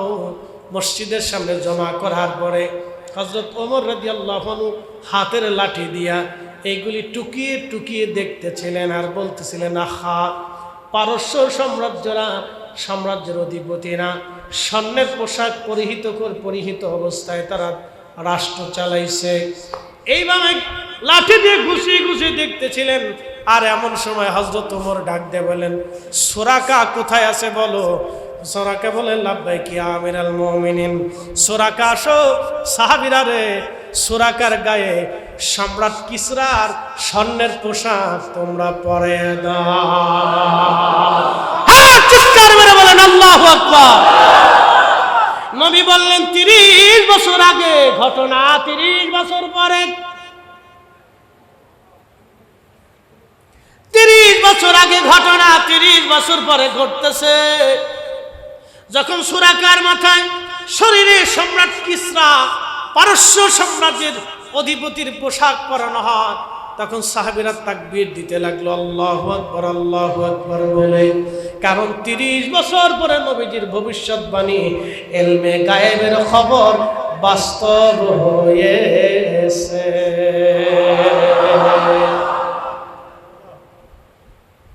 মনোযোগ দেন। তখন হযরত ওমর রাদিয়াল্লাহু আনহু কাঁদতে লাগলেন, কেঁদে কেঁদে আকাশে হাত মেরে বললেন, রাব্বি, বিরাট প্রাচুর্য তুমি তোমার হাবিবের জমানাতে তুমি পাঠাও নাই আল্লাহ। তারপরে হযরত আবু বকর তোমার নবীর কাছের প্রিয়জন ছিল, তাকেও তুমি পাঠাও নাই আল্লাহ। আল্লাহ, আমি ওমরের সামনে প্রাচুর্যগুলি দিয়েছো আল্লাহ, আমি জানি তুমি আমাকে পরীক্ষা করতেছো আল্লাহ। আল্লাহ গো, এই সম্পদগুলি যেন আমি মুসলমানদের মধ্যে সমানভাবে বন্টন করে দিতে পারি, আমার দ্বারা যেন কোনো আমানতের খেয়ানত না হয়। এখনকার রাষ্ট্রপ্রধান যারা আছে, রাষ্ট্রের দায়িত্ব যারা আছে, এদের কথা বললে তো আমাদের কাছে লজ্জা করবে, আর এদের কথা বললে এরাও লজ্জা পাবে। হযরত ওমর রাদিয়াল্লাহু আনহু চিন্তা করলেন, কি দামি খলিফা ছিলেন। আল্লাহ, এত সম্পদ আসার পরেও আল্লাহর দরবারে হাত বাড়ায় কাঁদে আর কয়, আল্লাহ, এই সম্পদ আমার জন্য পরীক্ষা, এই সম্পদ যেন আমি মানুষের মধ্যে সমানভাবে বন্টন করে দিতে পারি। আর যদি আমানতের খেয়ানত হয়ে যায়, কিয়ামতের ময়দানে তোমার আদালতে আমি ওমরকে দাঁড়াইতে হবে। আজকে রাষ্ট্র পরিচালনা যারা করে, রাষ্ট্রের অর্থ যারা চুরি করে, কিয়ামতের ময়দানে 18 কোটি মানুষের মামলা তাদের ঘাড়ের মধ্যে চাপবে। তারা আল্লাহর দরবারে অনেক বড় আসামি হবে। 18 কোটি মানুষের হিসাব বুঝাই দিয়ে তারপরে জান্নাতে যেতে হবে, নতুবা উপায় হবে না। সেই দিন বুঝবে জ্বালা কারে কর, জ্বালা বুঝবে না জ্বালা। কি আশ্চর্য দেশে বাস করি দেখেন, কি আশ্চর্য একটা দেশ। ইস, বিশ্ববিদ্যালয়ের ছাত্ররা গরু চুরি করে। ইস, কি আশ্চর্য একটা দেশ। এরা বলে লেখাপড়া করে। রাত 11টা 12টার সময় একটা মেয়ে ঘরের ভিতরে যাবে, কি আশ্চর্য। এই সারা সন্ধ্যা 7টা থেকে 11টা পর্যন্ত 4 ঘন্টা সে কি করছে? এই প্রশ্নের উত্তর না দিয়া সাধারণ মানুষের উপরে এইভাবে হয়রানি করার কি অর্থ হতে পারে? কথা বলেন না কেন? কে শিক্ষা দিচ্ছে? পৃথিবীতে কত বড় বড় ইউনিভার্সিটি আছে, কোন ভার্সিটিতে রাজনীতি নেই। এদেশের মানুষ ইউনিভার্সিটির বড় বড় ছাত্রদের দিকে তাকিয়ে থাকে। তারা ছাত্ররা বের হবে, তারা দেশ পরিচালনা করবে, অর্থনীতির পরিসীমা বৃদ্ধি করবে, সামাজিকভাবে উন্নয়ন করবে, দেশের মানুষের কাজে লাগবে, গরিবের পাশে দাঁড়াবে, অনাহারের পাশে দাঁড়াবে, দারিদ্রতার পাশে দাঁড়াবে, দেশকে সমৃদ্ধশালী করবে, দেশকে আগায় নেবে আগামী দিনের বিশ্ববিদ্যালয়ের ছাত্ররা। আর তারা এখনই যদি মারামারি ধরাধরি খুন খারাপি করে, তো ভবিষ্যতে তাদের কাছ থেকে আমরা কি ছাতা পাবো, কি ছাতা শিখবো? হবে কি লেখাপড়া দিয়া? যেই লেখাপড়া দিয়ে আমাদের ভাগ্যের কোনো উন্নয়ন হয় না। কথা বলে ঠিক না? আমি বললেই তো বলবে হুজুর খারাপ।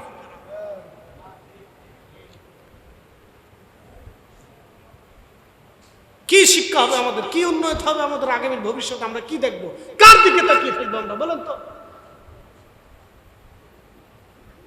বড় বড় ইউনিভার্সিটি থেকে মেধাগুলি বের হয়ে আসবে, আর ওখান থেকে মেধাগুলি শেষ হয়ে যাচ্ছে। আমরা কার দিকে তাকিয়ে থাকবো? আগামীর বাংলাদেশ কোন দিকে যাবে? আগামীর সমাজ কোন দিকে যাবে? আগামীর রাষ্ট্র কোন দিকে যাবে? যদি বিশ্ববিদ্যালয়ের ছাত্ররা এখনই এইরকম হয়ে যায়।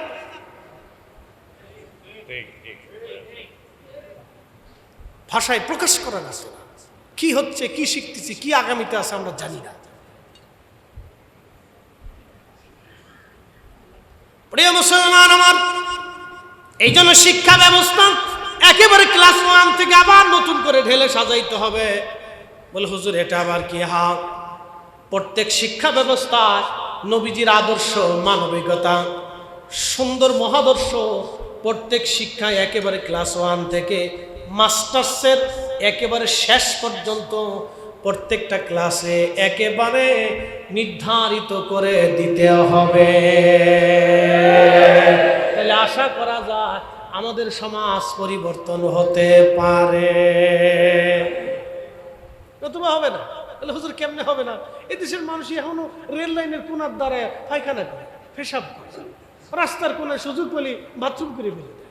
কি আশ্চর্য! আপনি জানতো উন্নত বিশ্বগুলো একটু থুতু ফেলবে না তারা রাস্তা। আর আমাদের দেশের মানুষ সুন্দর জায়গা পেলে মান কি হিসেবে খারাপ সেন্টটা খুলে ছেলে মেশিন স্টার্ট করে দিচ্ছে। এ তো আমাদের দেশ। এই শিক্ষা, এই জন্য ক্লাস 1 থেকে শিক্ষা ব্যবস্থা চেঞ্জ করতে হবে। শিক্ষা ব্যবস্থা প্র্যাকটিক্যাল থিওরিক্যাল দুটি একসাথে দিত। শিক্ষা ব্যবস্থার আচার আচরণ, নীতিমালা, সত্যবাদিতা, ন্যায়বর্তিতা ছোট্টকাল থেকে ছোট্ট বাচ্চার মাথার ভিতরে ঢুকিয়ে দিতে হবে। মিথ্যা বলা যাবে না, খাবারে ভেজাল দেওয়া যাবে না, চুরি করা যাবে না, আদর্শের উপরে থাকতে হবে, শিখাইতে হবে ছোট্ট বাচ্চাকে, নতুবা এদেশের ভাগ্যের পরিবর্তন হবে না। বিশ্ববিদ্যালয় থেকে পড়ে আসলে কি বিশেষ কমপ্লিট করে হবে কি, ডক্টর ডিগ্রি অর্জন করলে হবে কি, চুরি চাপটামি আর শয়তানি বাপটামি দেশ থেকে যাবে না যদি ছোট্টকাল থেকে শেখানো না হয়।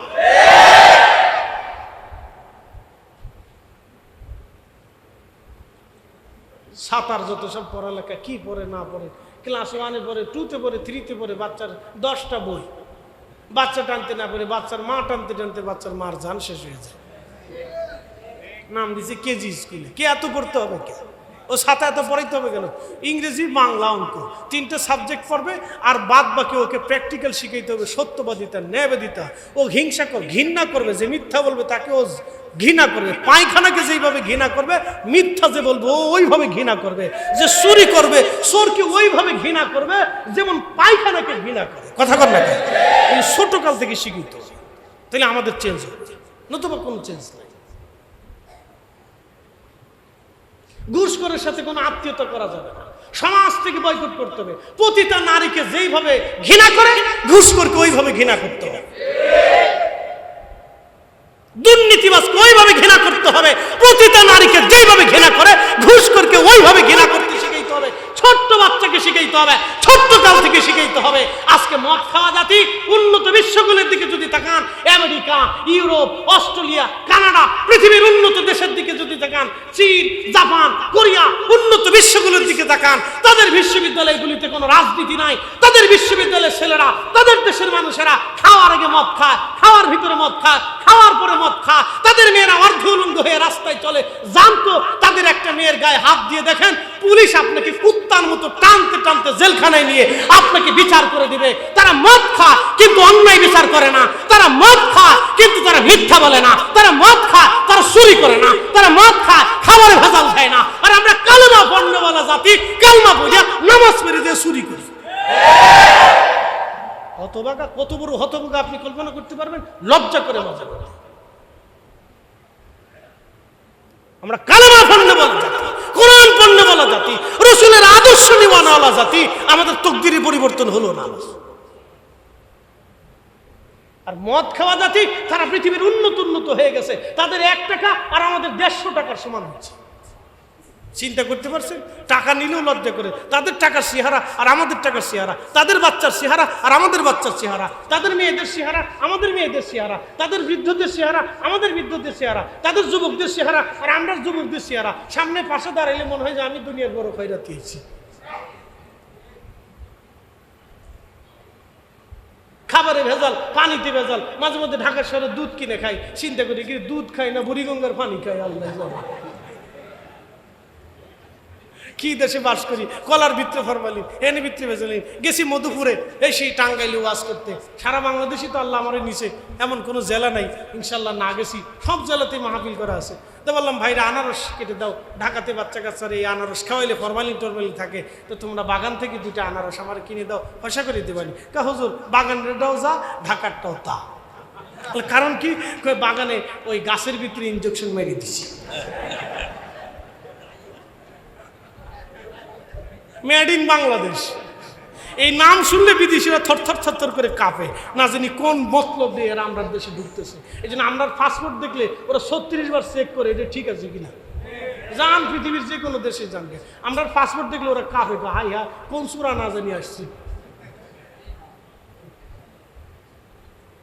দাম আছে আমাদের, 4 পয়সাও দাম না, কোনো দেশেই দাম না। আমরা দেখলে মিসকিন কে খয়রাতি করে, কেন কবে? কি বলবো, বলার তো ভাষা নাই ভাই। ওয়াজ কি করবো, তারও ভাষা নাই। যে জাতি রসুলের ইজ্জতের চাদর নিয়ে টানাটানি করে, সে জাতির কাছ থেকে আর কি আশা করা যায়? কথা বল না। নবীর মহান ইজ্জতের চাদর ধরে যে জাতি টানাটানি করে, যে জাতির আলেমরা জ্ঞানীরা টানাটানি করে, সে জাতি থেকে কি আশা করবেন? ছাতা গুতাগুতি, লাথালাতি, কিলিকিলি, মারামারি, বাঁচরা, কি আশা করবেন? এখান থেকে কিচ্ছু আশা করতে পারবেন। ওনাদের থেকে কিছু আশা করা যায় না।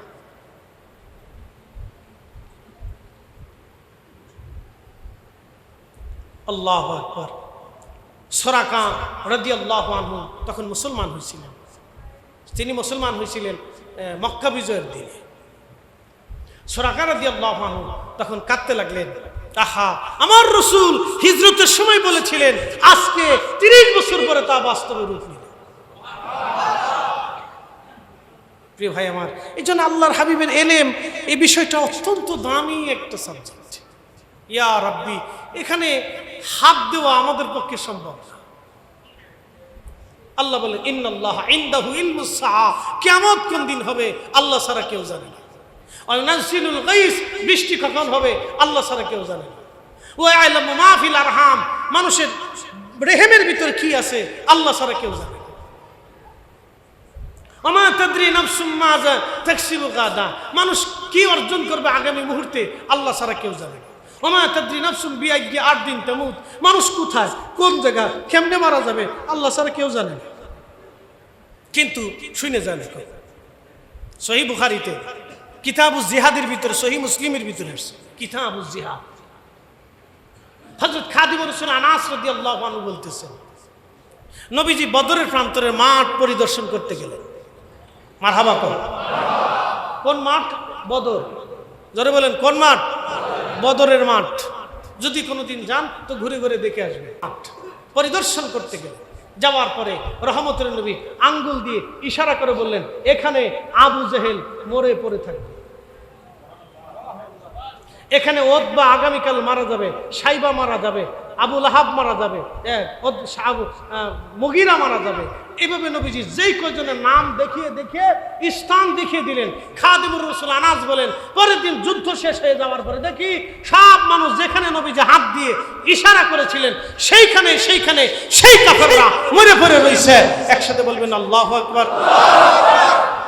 অথচ আল্লাহ বলে দিলেন, ওমা তাদরি নাফসুম বিআইয়ি আরদিন তামুত, মানুষ কোথায় কোন জমিনে কোন স্থানে কোন সময় মারা যাবে আল্লাহ ছাড়া কেউ জানে না।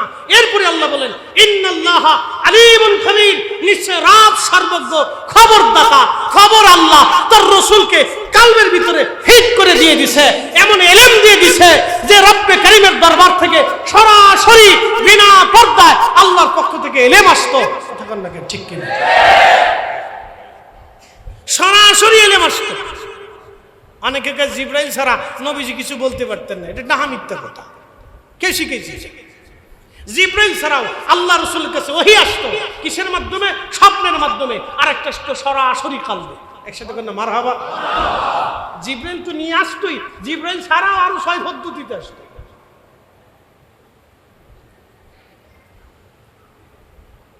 প্রিয় উপস্থিতি হাজিরিন, ওমা তাদরি নাফসুম মাযা তাকসিবু গাদা, আগামী মুহূর্তে মানুষ কি অর্জন করবে আল্লাহ ছাড়া কেউ জানে না।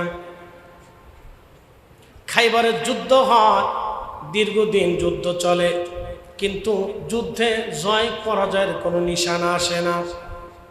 প্রিয় নবীজি এশার নামাজ, মাগরিবের নামাজের পরে নবীজি বললেন, আগামীকাল এমন একজনের হাতে কালেমার পতাকা দেব যার মাধ্যমে মুসলমানদের বিজয় হবে।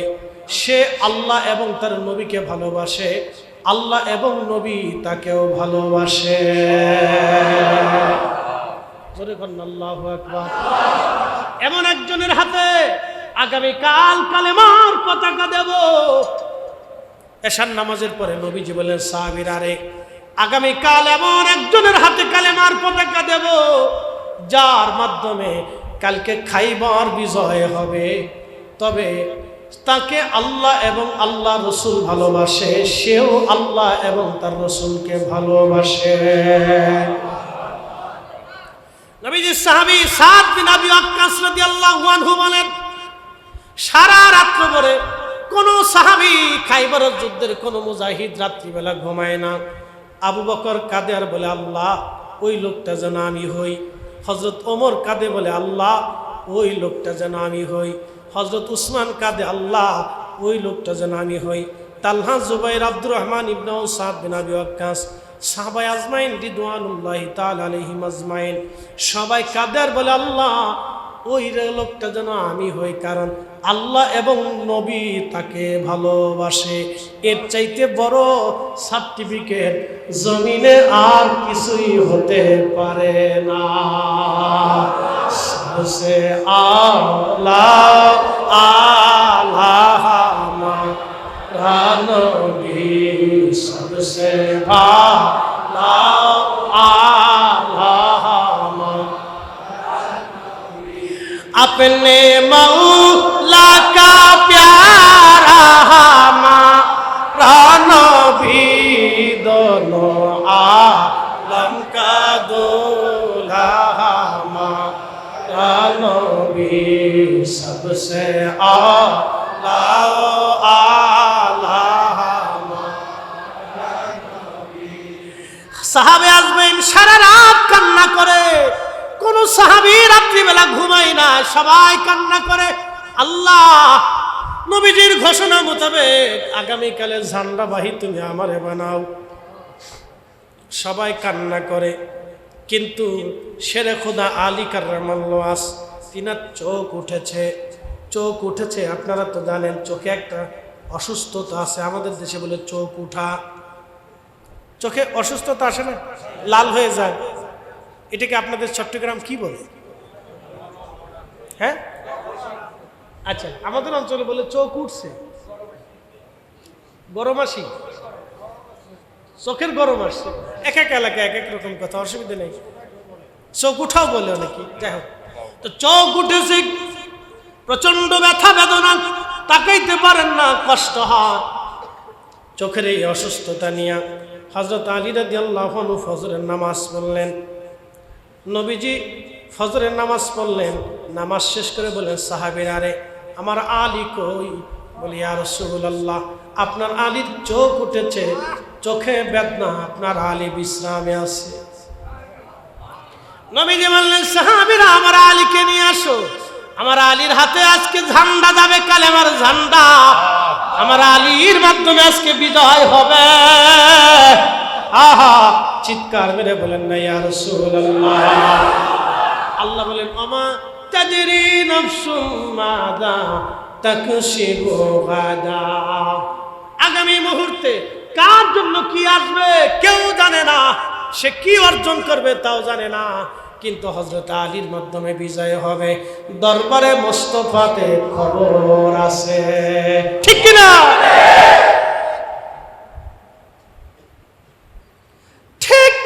সাহাবীরা হযরত আলীকে নিয়ে হুজুরের সামনে দাঁড়াইছে। নবীজি বলেন, আলী কালেমার ঝান্ডা আজ তোমার হাতে, তোমার মাধ্যমে আজকে বিজয় হবে। হযরত আলী বললেন, হুজুর বিজয় তো আমার হাতেই হবে। আপনি, ইয়া রাসূলুল্লাহ, আমি তো অসুস্থ, আমার চোখ উঠেছে, আমি তাকাইতে পারি না, বড় কষ্ট হয়, আমার মাধ্যমে বিজয় কেমনে সম্ভব হবে? যুদ্ধের নেতৃত্ব এটা তো সাইট্টেখানি কথা না, এটা তো আর ক্রিকেট খেলা, ফুটবল খেলা না। যুদ্ধ তো বুঝতে পারতেছেন, হয় মারতে হবে, না হয় মরতে হবে। এটা ফুটবল খেলা না, হয় মারতে হবে না মরতে হবে। আর যুদ্ধের নেতৃত্ব, সেনাপতিত্ব, এটা সাইট্টেখানি কথা না।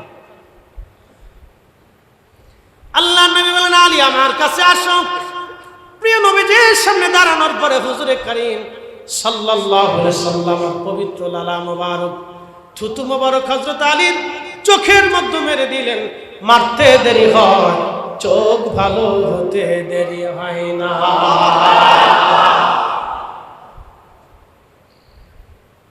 কালেমার ঝান্ডা দিয়ে দিলেন। যুদ্ধের ময়দানে আলী রাদিয়াল্লাহু আনহু সামনে দাঁড়াইলেন। খাইবরের দুর্গ ছিল বিরাট দুর্গ, কামুস দুর্গ। কামুস দুর্গটা ছিল পাহাড়ের সাথে ফিট করা, পাহাড় কেটে কেটে তারা দুর্গ বানিয়েছিল। ওই দুর্গে ঢুকা এবং দুর্গ ভাঙ্গাটা কোনো মতেই সম্ভব না। দুর্গের যে দরজাটি ছিল সিংহ দরজা, 600 মণ ওজন হবে এই দরজার, পাহাড়ের সাথে একেবারে ফিট করা ছিল, কোনো মাধ্যমে সেটা ভাঙ্গা সম্ভব না। কামুস দুর্গের যিনি প্রধান যোদ্ধা ছিলেন, সেই প্রধান যোদ্ধা তলোয়ার হাতে নিয়া দুর্গের সামনে দাঁড়ায় বলতেছে, হে মুহাম্মদ সাল্লাল্লাহু আলাইহি ওয়াসাল্লাম, নবীজির নাম ধরে ডাক দিয়ে বললেন, তোমার মধ্যে যদি কেউ থাকে আমার সাথে লড়াই করবে, কারণ আমি একসঙ্গে 1000 মানুষের সাথে যুদ্ধ করতে পারি। সে এতই সুঠাম ছিল, 1000 মানুষের সাথে একা লড়াই করত। বুঝতে পারতেছেন, বেড়া তো একটা বেড়া, মারাত্মক বেড়া ছিল। তোমাদের মধ্যে কেউ যদি থাকো তো আমার সাথে যুদ্ধে আসো। নবীজি বলেন, আলী তুমি যাও। মারহাবা কও। আলী তুমি যাও। জুলফিকার তলোয়ার নিয়ে হযরত আলী রওনা করলেন, সামনে দাঁড়িয়ে গেলেন। লোকটা হাসে, বলে, বালক তোমার নাম কি? এ যুবক তোমার নাম কি? বলে, আমার নাম আলী ইবনে আবি তালিব। বলে, তুমি আবু তালিবের সন্তান? বলে, হ্যাঁ। যুবক রে, তুমি ফিরে চলে যাও, তোমার স্ত্রীকে বিধবা বানাইও না, তোমার সন্তানদেরকে এতিম বানাইও না। তুমি আমাকে তো চিনো, আমি একসঙ্গে 1000 মানুষের সাথে লড়াই করতে পারি। তুমি চলে যাও, ফিরে চলে যাও। হযরত আলী বললেন, দেখ আমি নবীর হুকুমে এসেছি, বাঁচলে গাজী মরলে শহীদ।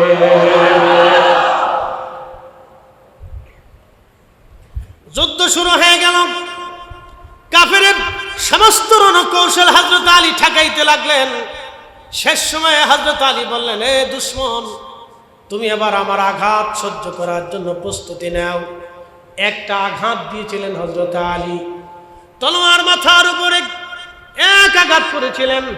তলোয়ার দিয়ে আঘাত করার পরে ঢাল কেটে তার মাথার লোহার হেলমেট কেটে মাথার একেবারে মাঝখান দিয়ে লোহার পোশাক গায়ে দেওয়া ছিল সেটা কেটে দেহের মাঝখান দিয়ে 2 পায়ের মধ্যকর্ষ দিয়ে তলোয়ারখানা, যে হযরত আলীর তলোয়ার একেবারে জমিনের ভিতরে মুঠা পর্যন্ত গেড়ে গিয়েছিল। চিৎকার করে জোরে বলেন আল্লাহু আকবার। এটা নবুয়তের শক্তি। এই শক্তি পৃথিবীর কোথাও থেকে আমদানি হয় না। এটা আমার নবীর জবানের ক্ষমতা ছিল, নবীজির জবানের ফুয়ুজ। আল্লাহু আকবার। হযরত আলী রাদিয়াল্লাহু আনহু এই দৃশ্যখানা দেখার পরে সমস্ত ওই খাইবরের কাফেররা চলে গেল। তারা তাদের ওই দুর্গের ভিতরে চলে দরজা লাগাই দিল। হযরত আলী সৈন্য পরিচালনা করলেন।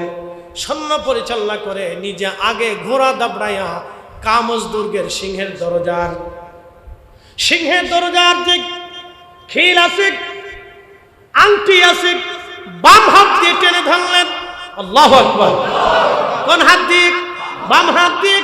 পাথরের সাথে ফিট করা, তো পাহাড়ের সাথে ফিট করা 600 মণ ওজনের লোহার দরজাখানা বাম হাত দিয়ে টেনে উঠাইয়া মাথার উপরে ঘুরাইয়া হযরত আলী কামজ দুর্গের মধ্যে নিক্ষেপ করে ছেড়ে দিলেন। একসাথে জোরে বলা যাবে কি আল্লাহু আকবার। ওই দুর্গের সিংহে দরজার নিচে যারা পড়লো তারা মারা গেল। আহা, এই দৃশ্যখানা দেখার পরে কাফেররা বলল, আমরা আর যুদ্ধ করতে চাই না, আমরা সারেন্ডার করলাম। যুদ্ধ শেষ হয়ে গেল। সাহাবীরা এসে বলেন, ইয়া রাসূলুল্লাহ, আলীর অনেক বড় বীরত্ব আজকে দেখলাম। নবী মুস্কি মুস্কি আসে। আল্লাহর নবী বলেন, আলী এখন তুমি তো দুর্গ নিজ হাত দিয়ে ভেঙে ফেলে দিয়েছ, মাথার উপরে ঝোলাইয়া দুর্গের মধ্যে নিক্ষেপ করে দিয়েছ। বলে, হ্যাঁ ইয়া রাসূলুল্লাহ। তাহলে আলী যাও তো, এবার দুর্গটা আমার সামনে নিয়ে আসো। দরবারে মোস্তফার জবানের হুকুম। নবীজির জবানের কথা মূলত হাকিকতে আমার আল্লাহর কথা। এই কথা বল না কেন? ঠিক কিনা? নবীজির জবান হাকিকতে আল্লাহর জবান, ঠিক কিনা? নবীজির চক্ষু হাকিকতে মূলত আল্লাহর দেওয়া চক্ষু। নবীজি যে চোখ দিয়া দেখতেন এটা আল্লাহর দেওয়া নূর। নবীর জবান আল্লাহর নূর। নবীজির হাত পা চক্ষু মোবারক যা ছিল সব আল্লাহর দেওয়া। একবার জোরে বলা যাবে কি মারহাবা। হযরতে আলী কাররামাল্লাহু রাদিয়াল্লাহু আনহু গেলেন, চিন্তা করলেন তখন বামাত দিয়ে উঠেছে, এখন বামাত দিয়ে উঠে তো টান দিছে, লড়াচড়া করে না। 2 হাত দিয়ে টান দিছে, লড়াচড়া করে না। সমস্ত শক্তি দিয়ে টান দিছে, লড়াচড়া করে না, ঘাম বের হয়ে আসছে তাও লড়াচড়া করে না। ফিরে এসে নবীজির সামনে দাঁড়াইলেন, আলী দুর্গ কোথায়? বলি ইয়া রাসূলুল্লাহ উড়াইতে পারি না। তখন ছিল রসুলের পক্ষ থেকে হুজুত হুকুম, দরবারে মুস্তাফার ইজাজত ছিল। তখন দরবারে মুস্তাফা থেকে মঞ্জুরিয়ত ছিল হযরত আলীর জন্য, যার কারণে অসাধ্যকে সাধ্য করেছিলেন হযরত আলী কাররামাল্লাহ। এই জন্য মনে রাখবেন, পৃথিবীতে যত ওলি আসছে, যত ওলিদের কারামাত দেখেছেন, শাহজালাল ইয়ামানি, হযরত শাহজালাল ইয়ামানি তিনি সাইজামাজ বিছাইয়া সুরমা নদী পার হয়েছিলেন। খাজা বাবা আজমিরি আনা সাগরের পানি লুটার ভিতরে এনেছিলেন। হুজুর হযরতে মুজাদ্দিদ আল ফসানি সিংহের খাসার ভিতরে নামাজ পড়েছিলেন। ইমাম শাফিঈ দাজলায় যাই নামাজ বিছিয়ে নামাজ পড়েছিলেন। পৃথিবীর যত ওলিদের কারামাত দেখবেন, সব কারামাতগুলি দরবারে মুস্তাফার এজাজত। কথা বলেন ঠিক কিনা? আপনি রাসূল করিমের ইলম নিয়ে প্রশ্ন তুলবেন, আহা আপনার মতো হতভাগা আর কে হতে পারে? কি হতে পারে? তার জমানের এত বরকত, তার শব্দ চয়নে এত বরকত, ইশারায় এত বরকত, যে চাঁদ ইশারায় দ্বিখণ্ডিত হয়ে গেছে। আপনি সহজ করে দেখার তো কোনো সুযোগই নেই, দেখবেন তো মরবেন। তো এই মরা জাতা মরা না, এই মরার মরা এমন এক মরার মরা যে মরা থেকে আপনাকে কেউ ফিরাইতে পারে না। প্রিয় ভাই আমার, এই জন্য রাসূল মকবুল সাল্লাল্লাহু আলাইহি সাল্লামের ইলম এক মহান ইলম। এই জন্য আল্লাহ বলেন, ওয়ায়ুআল্লিমুকুম মা লাম তাকুন তা'লামুন। উম্মত যা জানে না আপনি সেটা জানাবেন। উম্মত কিচ্ছু জানতো না, সব নবীজি শিখিয়ে দিয়ে গেছে, ঠিক কিনা? উম্মত কিছুই জানত না। যদি আল্লাহর হাবিব ধরা দামে না আসতেন, পৃথিবী অন্ধকারে নিমজ্জিত হয়ে যেত। আজকে সারা পৃথিবীর যে সভ্যতা দেখেন, এটা আল্লাহর নবীর দেখানো রাস্তা। কথা কোন ঠিক কিনা?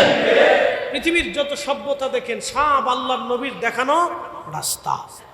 এই দেখানো রাস্তায় পৃথিবী আজকে উন্নত হয়েছে, পৃথিবী পরিচালিত হচ্ছে, মানুষের সভ্যতা এসেছে, মানুষের সৌহার্দ্যতা এসেছে, দেশে দেশে সৌহার্দ্যতা বাড়ছে, শুধু নবীজির দেখানো রাস্তা। জাতিতে জাতিতে একত্রিত হওয়া, এটা নবীজির দেখানো রাস্তা। বলে কি রাস্তা? আজকের যে জাতিসংঘ দেখেন, এই জাতিসংঘ কোথায় পেল? নবীজির মদিনা সনদ থেকে জাতিসংঘ পেয়েছে। মদিনা সনদ থেকে জাতিসংঘ পেয়েছে, নবীর দেখানো রাস্তা। কিন্তু দুর্ভাগ্য আমাদের ওআইসি আছে, ইসলামী দেশগুলির একাত্মতা আছে, কিন্তু আমরা ইসরায়েলের খপ্পর থেকে, ওই জালিম থেকে আমরা মজলুম ফিলিস্তিনিদেরকে আমরা মুসলমানরা বাঁচাইতে পারি না। অস্ট্রেলিয়ার মতো একটা দেশে লক্ষ লক্ষ মানুষ রাস্তায় নেমে তারা সেই জালিমদের বিরুদ্ধে তারা স্লোগান দেয়। ইতালির মতো একটা দেশে জালিমদের বিরুদ্ধে স্লোগান দেয়, আমেরিকার মতো একটা দেশে জালিমদের বিরুদ্ধে স্লোগান দেয়। অথচ আমরা বাংলাদেশে জালিমদের বিরুদ্ধে আমরা স্লোগান দিয়ে একত্রিত হতে পারি। কিন্তু দুঃখের বিষয়, 26শে এপ্রিলে আমরা একত্রিত হতে চাইলাম, এক শ্রেণীর স্বার্থান্বেষী মহল আমাদেরকে কষ্ট দিয়েছিল। যদি সেই দিন তারা সোহরাওয়ার্দীর ময়দান আমাদের জন্য উন্মুক্ত করে দিত, তো সেই দিন দেখা যাইত বাংলার ইতিহাসে আহলে সুন্নাত ওয়াল জামাত, সুন্নি মুসলমান কি জিনিস সেই দিন বুঝা যায়।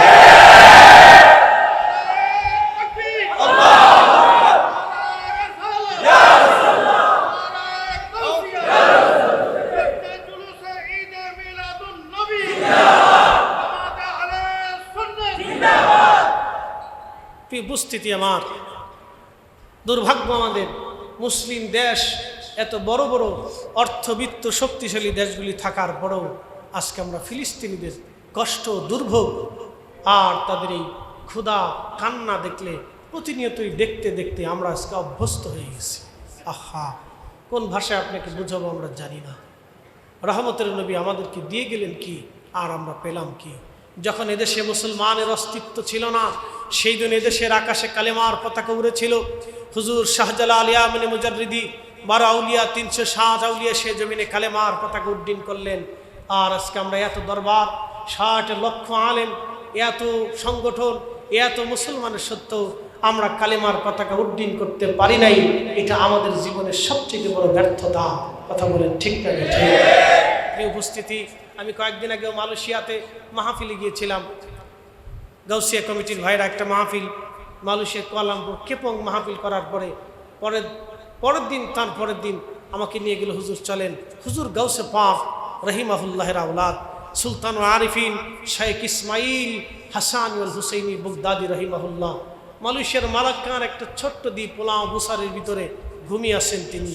ইয়া রাব্বি, শত শত বছর আগে এই জমিনে সাগর পথে এসে ছোট্ট দ্বীপের মধ্য থেকে মালয়েশিয়া, ইন্দোনেশিয়া, ব্রুনাই থেকে শুরু করে ফিলিপাইন্সের দ্বীপপুঞ্জে ইসলামের সুমহান আদর্শ এনারা ছড়িয়ে দিয়েছে।